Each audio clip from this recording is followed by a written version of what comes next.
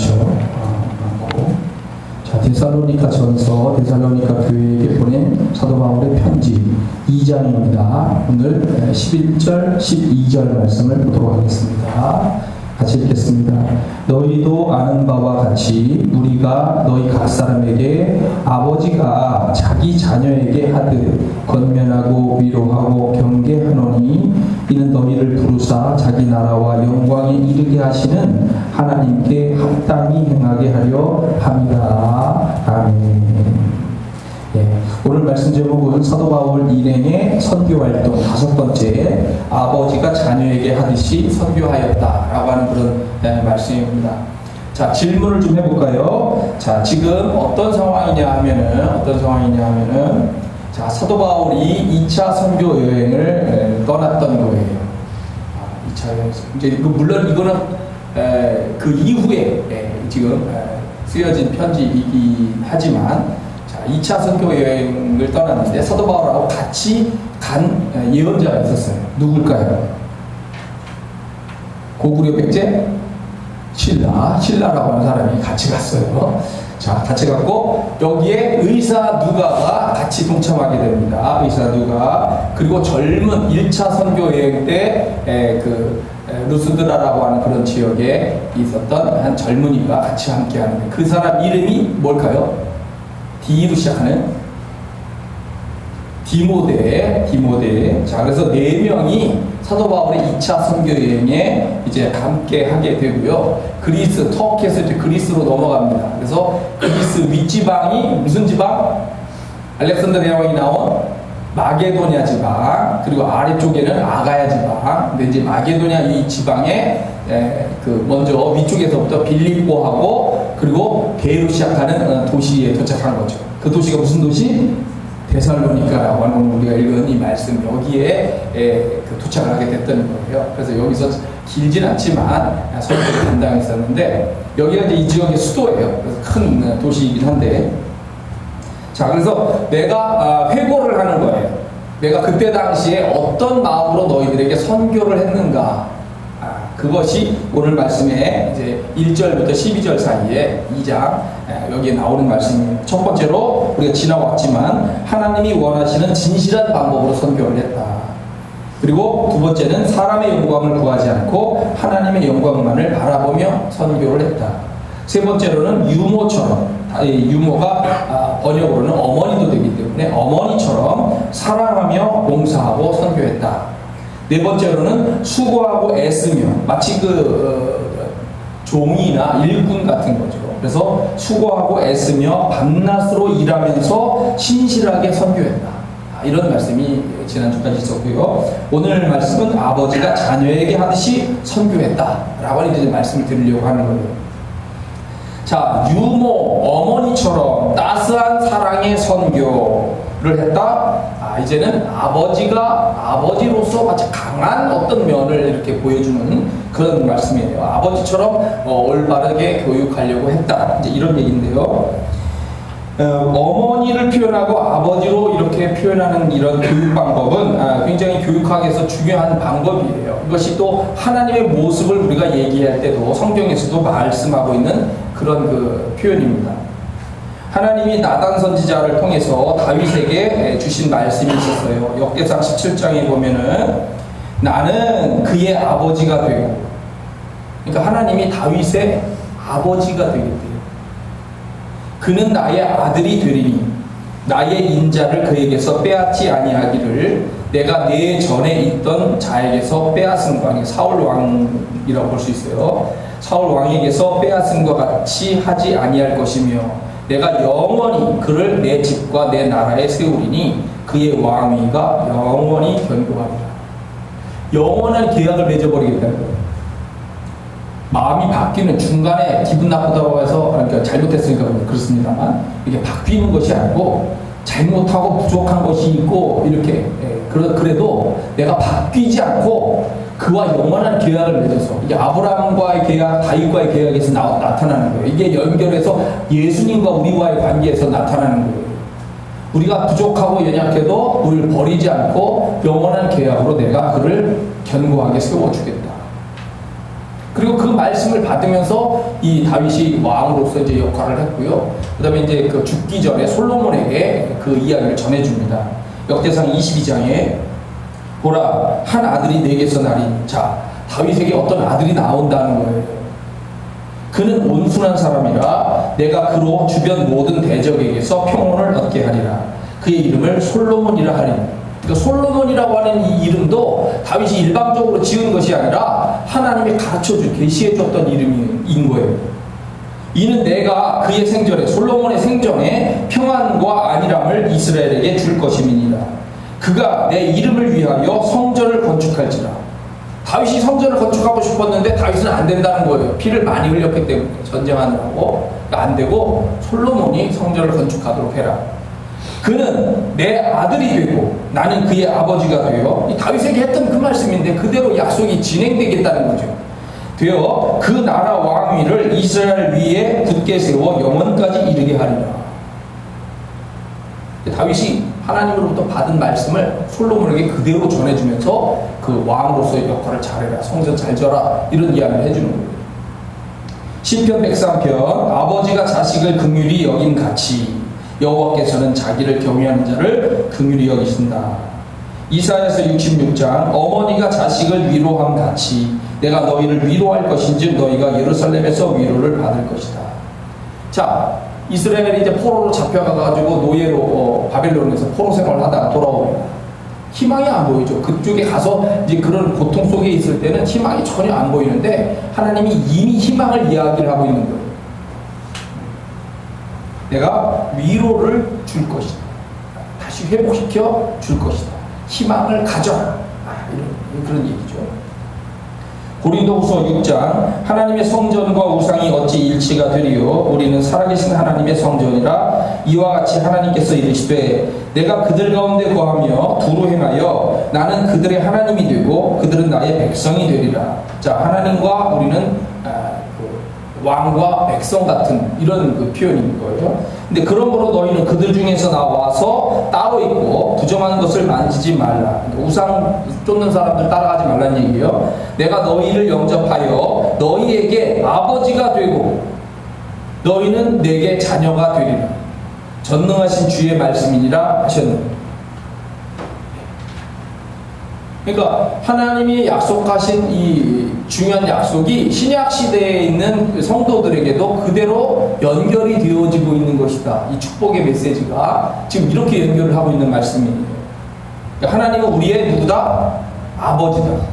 우리는 그분의 뭐다? 자녀다. 한번 이거 중요한 그 하나님과의 우리와의 관계에서 중요한 그 관계의 문제이기 때문에 아주 반드시 우리가 알고 있어야 되는 이야기입니다. 한번 따라서 하겠습니다. 하나님은 누구라고요? 우리 아버지. 그리고 우리는 그분의 자녀라는 거예요. 나는 하나님의 자녀라는 거예요. 그러니까 여러분 자녀가 좀 부족하고 연약해도 때리고 혼내키긴 하지만 버리지는 않는 거예요. 버리면 이거 나쁜 거기 때문에 하나님 나쁜 하나님이 아니잖아요. 그죠? 한 번 자녀는 이 영원한 자녀예요. 그렇게 사랑한다는 거예요.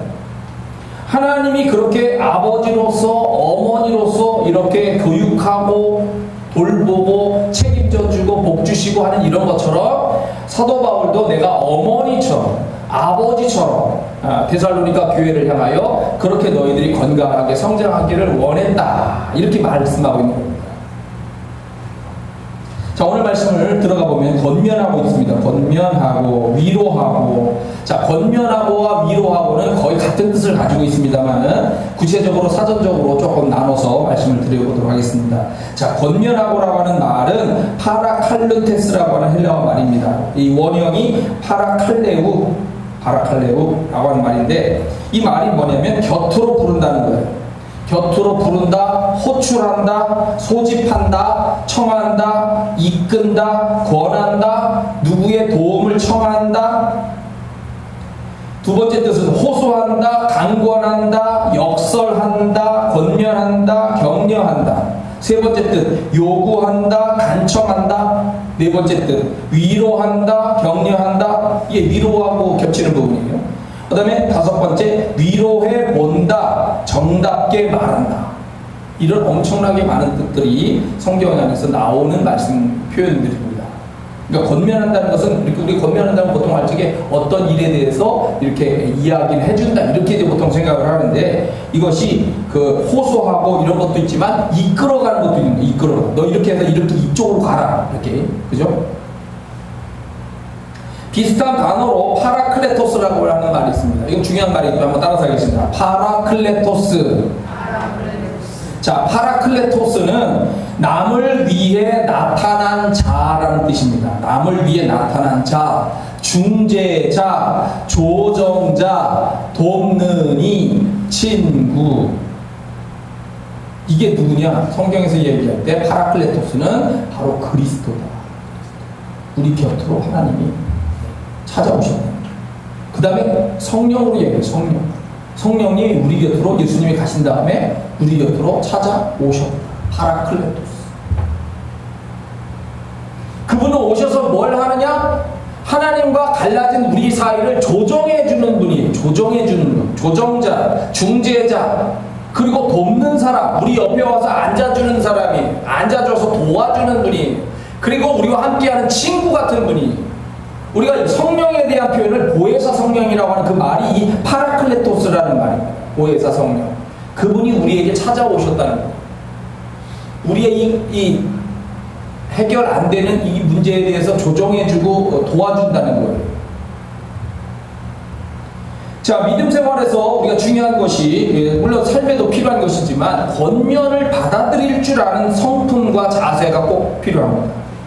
왜냐하면 하나님은 우리에게 성경을 통해서만 말씀하시는 것이 아니고 지도자들을 통해서 전해지는 말씀이죠. 여기는 지도자들의 교육과 전해지는 말씀을 통해서 다른 사람들을 또 통해서 이웃이나 가족들을 통해서 환경을 통해서 말씀을 하고 있기 때문에 그 말씀을 들을 귀와 마음이 꼭 있어야 되는 거예요. 권면이 주어질 때 그 권면을 받아들일 마음의 자세를 갖고 있어야 되는 거예요. 그것이 성품적으로든 또는 의지적으로든. 유다 사람의 장로들이 에스라에 나오는 말씀입니다. 에스라, 구약의 에스라는 이제 바빌론 포로로 갔다가 나라를 재건할 때 이 말씀을 재건한 분인데 이분이 이제 그 기록에 나온 이야기예요. 유다 사람의 장로들이 선지자 학개와 이또의 손자 스가랴, 여기도 선지자입니다. 그러니까 선지자 학개와 스가랴 선지자 이 사람들의 권면을 따랐으므로 성전 건축하는 일이 형통한지라. 그러니까 하나님이 이 성전 건축을 잘 하도록 2명의 예언자를 보내줬다는 거예요. 그 사람들이 코치를 해주는 거예요. 이렇게 하라고. 네. 그래서 이 말씀을 잘 따라서 갔더니 그 성전 건축이 예루살렘 성전을 재건하는 일이 잘 협동해서 이루어졌다. 이스라엘 하나님의 명령과 바사왕 고레스, 이제 구세주로 나타나죠. 이스라엘 해방시켜준 고레스와 다리오와 아닥사스다의 조서를 따라 성전을 건축하며 일을 끝냈다라고 이렇게 나옵니다. 누구의 말을 따르느냐에 따라서 삶의 내용이 달라지고요, 역사가 바뀌고요, 운명이 바뀌고 복도 바뀝니다. 복도 바뀌어요. 그러니까 하나님이 주시는 권면의 말씀을 우리는 듣고 힘을 내야 하고 그걸 받아들일 줄 아는 그런 마음이 있어야 돼요. 권면. 자, 권면했다는 거예요. 권면. 하나님의 말씀으로 이렇게 잘해라 라고 이 아버지 같은 심정으로 권면을 해줬다. 두 번째, 위로해줬답니다. 파라미두메노이라고 헬라어 말인데 권면하다하고 이제 단어가 비슷한 뜻입니다. 격려한다, 위로한다, 위안한다 이런 뜻을 가지고 있습니다. 그러니까 이 데살로니가 사람들이 그 수도인데도 거기서 예수님을 믿고 신앙생활을 하는 것이 항상 좋은 일만 있는 게 아니에요. 핍박도 있기 때문에 그래서 그런 일에 대하여 격려하고 위로하고 평안을 갖도록 이렇게 가르쳐 줬다는 거죠. 라이트 부터라고 하는 신학자는 이거를 권면하고는 특별한 행동 지침을 충고할 때 이렇게 해라 충고할 때 사용을 하고, 보통 위로하고라고 하는 말은 그 행동 지침을 계속해서 따르도록 격려할 때 위로한다라고 하는 말을 썼다, 이렇게 이제 표현도 하고 있습니다만, 여하튼 신앙생활에 나름대로 어려움이 있는 약한 이 데살로니가 교회를 위로하고 격려하면서 잘 세워가도록, 신앙생활 잘하도록 이렇게 했다라고 볼 수가 있습니다. 창세기 37장에 보면 야곱이 아버지 족장이면서 아버지였던 이 야곱이 아들들한테 속임을 당하죠. 무슨 얘기냐면은 그 요셉을 심부름꾼으로 보냈더니 형들이 중간에서 팔아먹었잖아요. 그리고서 이거를 이제 그 합리화하기 위해서 그 요셉의 옷을 벗겨가지고 찢어가지고 염소 피를 묻혀가지고 짐승한테 찢겨서 죽은 것 같다. 이렇게 가지고 그걸 가지고 왔어요. 그러니까 아버지가 이 옷을 알아본 거죠. 얘가 이제 채색 옷을, 긴 옷을 입고 있었기 때문에 그 옷에 이거 흔적과 피를 보면서 내 아들의 옷이 맞다. 악한 짐승이 그를 잡아먹었다. 요셉이 분명히 찢겼다. 왜냐면 그 당시에 이제 사자들도 있었기 때문에 그 이스라엘도 사자 같은 거 이렇게 공격당하지 않았나 생각하는 거죠. 그래서 이 야곱이 자기 옷을 찢고 굵은 배로 허리를 묶고 오래도록 그의 아들을 위하여 애통하니 그의 모든 자녀가 위로하되 그가 그 위로를 받지 아니하여 이르되 내가 슬퍼하며 수올 지옥으로 이제 내려가서 아들에게로 가리라 하고 그의 아버지가 그를 위하여 울었다 라고 이렇게 나옵니다. 이 야곱은 사랑하는 라헬을 잃었어요. 먼저 베냐민한테 죽었죠. 네, 라헬을 잃었고요. 그 라헬이 낳은 이 첫 번째 아들 요셉을 특별히 사랑을 하면서 이렇게 배려를 해줬어요. 그러니까 이 요셉을 잃었다라고 하는 것은 하늘이 무너지는 것처럼 자기 마음에 너무 고통이 컸어요. 그래서 위로받기를 거절할 정도로 이렇게 오래도록 슬퍼했다는 거예요. 자, 우리 하나님의 사람이 어떤 일로 인하여 오래도록 슬퍼할 수 있어요. 그거를 보는 아버지 하나님은 어떤 마음이실까요? 위로해주고 싶죠. 그죠? 야, 내가 또 다른 계획이 있었어.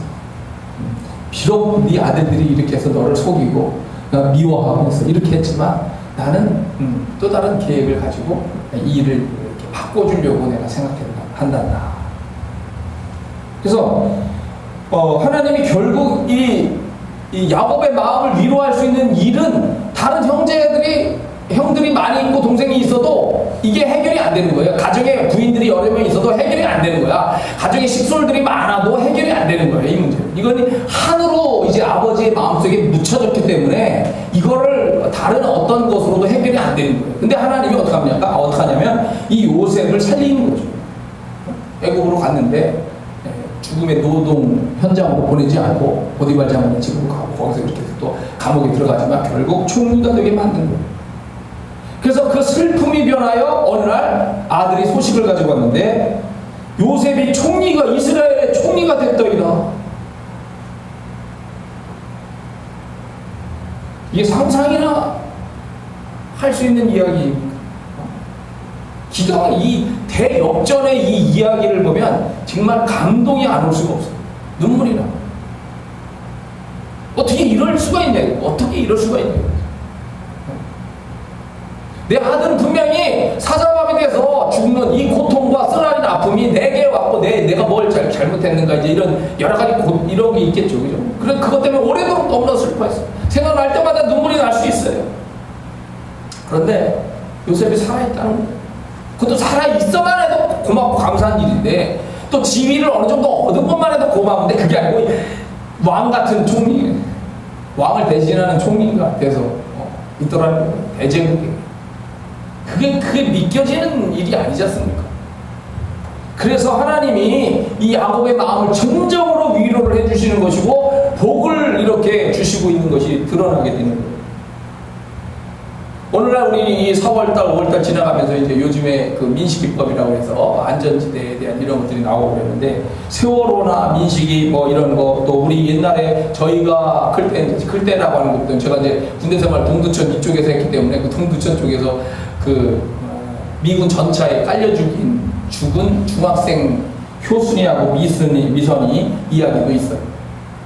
그러니까 이 탱크는 이렇게 면적이 크잖아요. 그리고 이 클클클클클 올 때 우리가 생각하는 자동차보다 이 면적이 커요. 그러니까 이쪽 차선을 넘고 이쪽 이렇게 가는데 이쪽에 차가 올 경우에는 이쪽으로 붙어서 우리 도로들이 크지 않다 보니까 이 사람들이 걷고 있는 도로까지도 이렇게 올 수가 있거든요. 그러면 얘들이 가다가 그런 소리가 나면 알아서 피해갈 것이다 생각하지 말고 보고 자기들이 얼른 판단해서 아마 이렇게 했어야 되는데 그걸 안 보고서 그냥 갔든지 무슨 상황이 있었겠지만 이 전차가 이쪽으로 붙으면서 이 아이들을 그냥 깔아 뭉개고 죽었던 것이 이제 있었어요. 그것이 이제 저희가 클 때 성장하면서 그런 아픔들로 있고 제가 군대 생활 이제 연결해서 그런 것들이 있었습니다.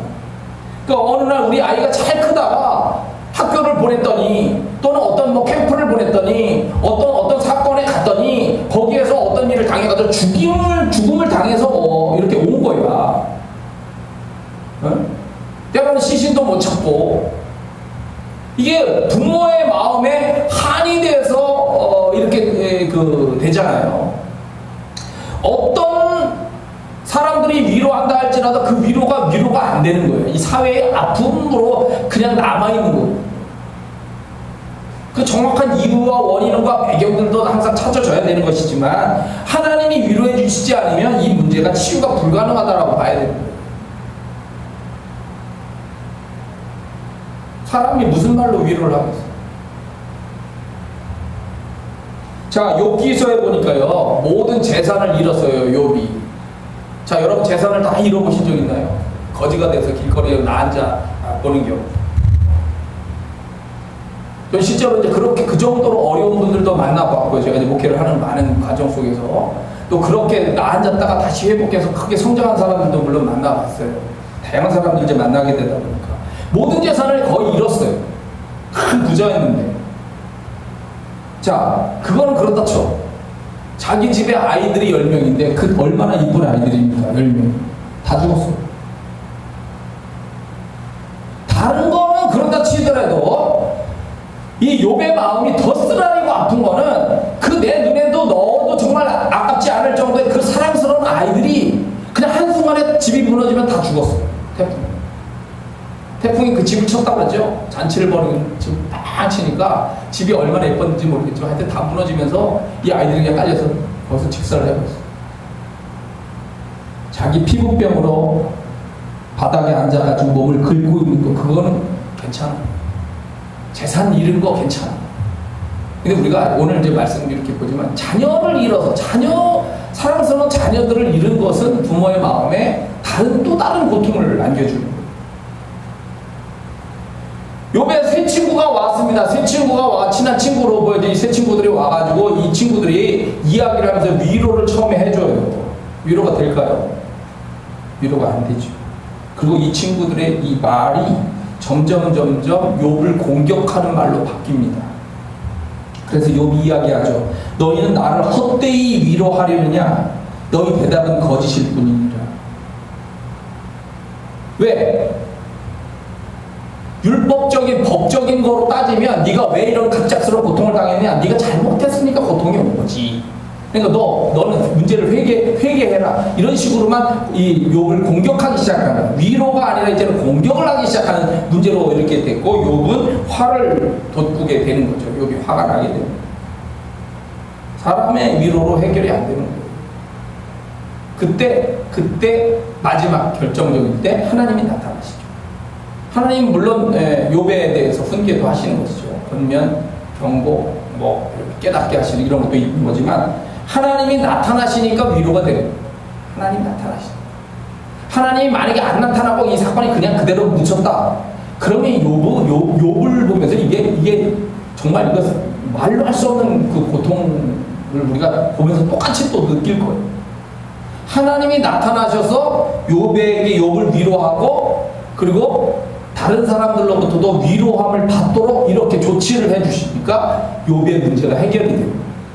그래서 사람들이 이제 옵니다. 그의 모든 형제, 욥의 모든 형제와 자매와 이전에 알던 이들이 다 왔습니다. 와서 그의 집에서 그와 함께 음식을 먹고 여호와께서 그에게 내리신 모든 재앙에 관하여 그를 위하여 슬퍼하며 위로하고 각각 퀘시타 하나씩, 캐시타는 이제 금 한 조각 정도의 그런 그 화폐입니다. 금 한 조각과 금고리 하나씩을 주었더라.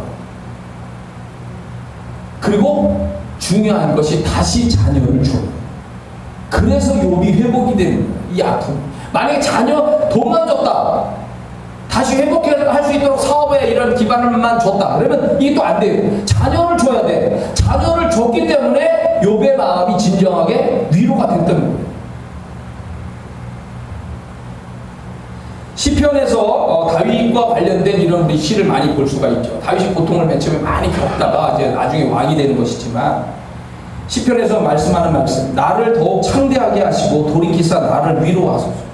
다윗이 아픔을 많이 겪다 보니까 위로가 필요했는데, 하나님이 제발 나를 좀 위로해달라고 얘기하는 거고, 하나님 정말 위로를 해주셨다, 이렇게 이제 고백을 합니다. 당연히. 나의 환난 날에 내가 주를 찾았으며 밤에는 내 손을 들고 거두지 아니하였나니 내 영혼이 위로받기를 거절하여. 얼마나 힘들었는지 말이죠. 위로받기를 거절했대요. 똑같은 욥의 마음같이 다윗이 그런 고통을 겪으면서 이렇게 지내왔다는 거예요. 시편 86편, 은총의 표적을 내게 보이소서. 그러면 나를 미워하는 그들이 보고 부끄러워하오리니 여호와여, 주는 나를 돕고 위로하시는 이신이니이다. 주님밖에는 위로해주시는 이 마음을 헤아리실 분이 없다. 시편 119편, 주의 종에게 하신 말씀을 기억하소서. 주께서 내게 소망을 가지게 하셨나이다. 이 말씀은 나의 고난 중에 위로라. 주의 말씀이 나를 살리셨기 때문이니. 지금 고통으로 보면 내가 왕이 될 거라고 하는 것이 전혀 이게 안 보이는 거니까요. 사무엘을 통해서 왕이 될 거라고 기름 부음을 받고 대기를 하고 있는 상황이지만 이 고통이 너무 큰 거예요. 이거 과연 그렇게 될까? 믿어지지 않는 거죠. 사람들이 위로해도 안 믿겨지는 얘기예요. 주님이 나중에 결국 이렇게 해주시니까 위로가 될 수밖에 없는 거죠. 그러니까 사람의 위로로 안 될 때는 하나님의 위로만을 소망해야 돼요. 근데 중요한 것은 이 위로가 이렇게 중요한 건데, 이 위로를 내가 하면서 하나님의 마음, 아버지의 마음으로 이렇게 사도가 위로하면서 데살로니가 교회를 성장하기 원했다, 이렇게 합니다. 세 번째, 경계하노니라는 말씀입니다. 헬라어 마르투로 메노이, 원형인 마르투로 마이라고 하는 말인데요. 증거한다, 증언한다, 단언한다, 확언한다, 확실히 뭐라고 말한다, 애원한다, 이런 뜻을 갖고 있습니다. 이 비슷한 단어로 말투수가 있습니다. 이게 이제 그 사도행전 1장 8절에 나오는, 자, 증거, 증인, 순교자입니다. 네, 증거, 증인. 그리스도의 증인이 됐다. 이건데, 증거, 증인, 순교자. 그래서 하나님과 예수 그리스도에 대하여 목숨을 걸고 증거하는 것이다, 이런 이야기입니다. 그러니까 우리가 경계한다라고 하면 군인이 보초를 딱 쏘듯이, 제가 보초 얘기할 때마다 항상 떠오르는 게 그 장면이 항상 떠올라서 웃음을 짓습니다. 전방 철책 부대에 이제 철책에 들어갔었을 때, 거기 이제 GOP 부대라고 해요. GOP. 북한하고 바로 이제 우리나라 휴전선을 맞대고 있는 그 지역, 그리고 그 안쪽에 GP에서도 사고가 나고 병사들이 죽고 막 이렇게 이제 그 다음에 지뢰가 터지고 막 그런 것들 보면 막 엄청나죠. 그 이제 화염 작전이라고 그래가지고 이 자연적으로도 일어나지만 이 풀들이 너무 많이 자라니까 이 비무장지대 일부러 불을 내가지고 풀을 태워오는데, 이게 지뢰밭을 막 통과하면서 지뢰가 막 수십만 발이 막 때로 터지는 거예요. 그리고 이게 막 불이 세면은 우리 보초인 그 GP 또 지옥 철책에 있는 이거 여기까지 불이 오면은 어떻게 되냐면 전선이 타잖아요. 전선이 타면 연락과 통제가 안 되는 거죠. 이런 부분들이 있어가지고, 그죠? 그리고 막 이 밤에 이제 가요. 이렇게 가면은 막 불들이 그 온 산을 거쳐서 막 불들이 쫙 타는 거야. 그리고 막 비상이 옵니다. 이 불이 지금 바람이 이쪽 방향으로 바뀌어가지고 우리 쪽으로 지금 오고 있습니다. 큰일 났습니다.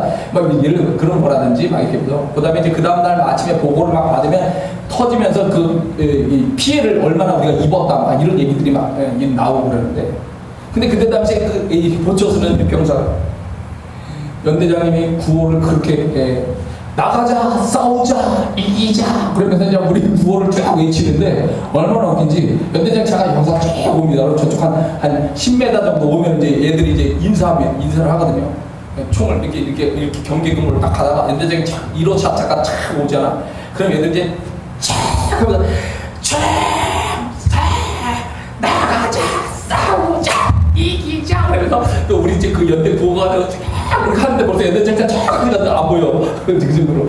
그러니까 그거 하는 모습이 생각이 나가지고 경계근무하면은 그게 생각나서 항상 웃음이 난다, 이거 제가. 그런데 이 경계한다라고 하는 오늘 말씀이 그렇게 누군가가 오면 딱 보고 경계하고 휴전선에서 이제 이렇게 손가락 이렇게 암호 댄다거나 오늘 암호 고구마 그럼 저쪽에서 감자 뭐 이렇게 암호하는 뭐 그런 거라고 우리가 생각하는데 경계한다 그러면 그죠? 근데 그 뜻이 아닌 거예요. 그 뜻보다는 뭐냐? 증거한다 증거. 목숨을 걸고 증인 목숨을 걸고 내가 너에게 경계 확실하게 말했다 엄중히 말한 것을 이야기하는 거예요. 그냥 경계 근무를 잘 쳐라 이런 게 아니라 내가 목숨을 걸고 너에게 아주 확실하게 말을 전해줬다는 거예요. 그렇기 때문에 이거를 너희들이 기억을 아버지로서 같은 마음으로 그렇게 목숨을 건 순교자의 마음으로 너희들에게 말씀을 증언해줬으니 이것을 잘 받아들이고 기억하고 따르도록 해라. 이런 말씀이라는 거죠. 자 12절 마지막 이는 너희를 부르사 자기 나라와 영광에 이르게 하시는 하나님께 합당히 행하게 하려 함이라. 사도 바울의 권면 위로 경계 증거는 결국 하나님의 나라를 상속받고 그 영광에 참여하는 성도들을 올바로 서게 하려는 것이었다. 아버지의 심정. 이것은 단순히 윤리적인 삶을 잘 살아라 이런 것이 아니라 하나님의 나라를 향하여 이 믿음의 삶을 잘 살도록 해라 라고 이렇게 마지막으로 말씀하고 있는 말씀입니다. 자 결론입니다. 오늘 우리도 아버지처럼 권면 위로 경계 증거하는 이 사도 바울의 그런 심정의 마음을 기억하고 우리들도 데살로니가 교회의 성도들과 같이 믿음 안에서 우리가 올바르게 잘 살아가도록 힘내야 하겠습니다. 다 같이 기도하겠습니다. 은혜로우신 하나님 오늘도 뜨거운 마음으로 선교하고 말씀 전해주는 말씀을 기억하면서 우리들도 따라가기를 기도하고 소원합니다. 권면의 마음을 말씀을 받아 또 위로해주는 말씀으로 위로함을 받고 그리고 목숨을 걸고 전해주는 증언의 말씀을 믿음으로 잘 받아 우리도 성장하고 자라서 누군가를 돕고 교회를 세우고 또 많은 이들을 가르치고 우리의 생명을 또한 누구에게 나눠주면서 사랑하고 아름다운 선교로 삶을 마무리할 수 있도록